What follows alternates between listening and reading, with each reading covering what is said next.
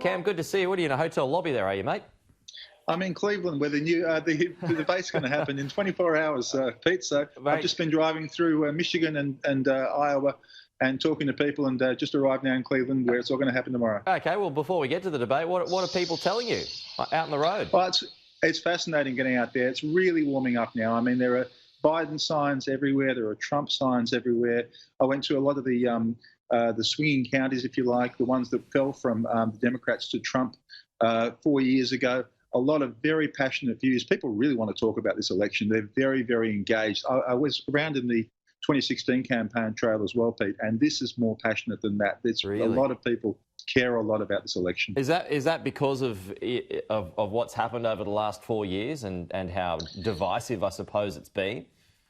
Look, it's partially that. It's partially, obviously, Donald Trump. It brings out passions on both sides. I think also, Pete, this country is a pressure cooker right now. It really is. You know, with the coronavirus killing so many people, the economy in such trouble. We've had the issue of the racial riots, et cetera, et cetera.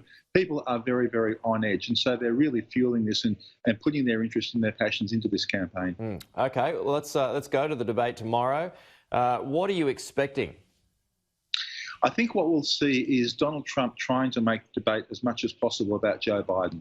I think his best opportunity is to try and paint Joe as over the hill, not really with it, a professional politician, et cetera, et cetera.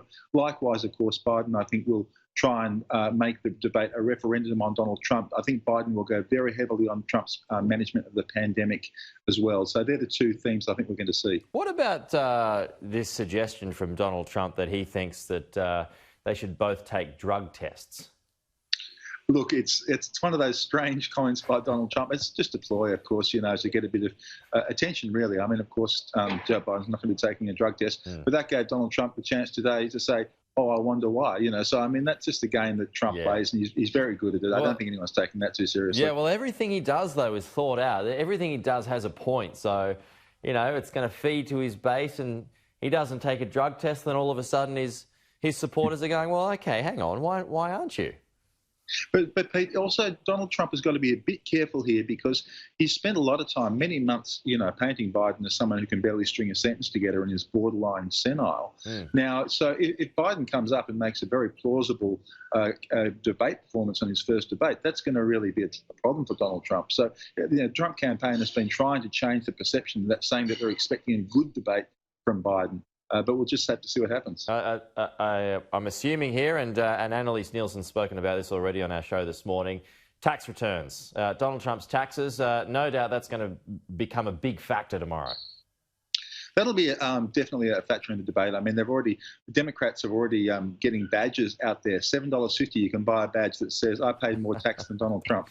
So, you know, that's exactly what they're doing, Pete. They're getting into it. Biden will definitely go Donald Trump on that. I think the biggest danger here for Donald Trump is the fact that, of course, if he has paid $750 in tax for 2 consecutive years, you know, that's a lot less than most Americans. And there's no doubt the Democrats will exploit that, or try to at least. Do you think he's lost voters over this? I mean, this is an argument that's been around for a long time, Donald Trump and his taxes. And yesterday he came out and denied it and said it's fake news. He pays much more tax than that.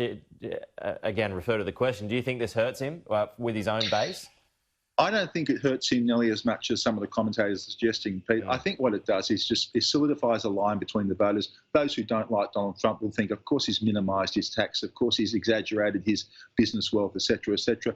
Republicans, I think, would just shrug their shoulders. I mean, you know, and probably quite a few of them would be quite happy that he's minimised his tax, saying, as Kerry Packer once said, you'd be a fool not to. So I think that's probably where the divide will fall. I don't really see it changing the debate too much, to be honest.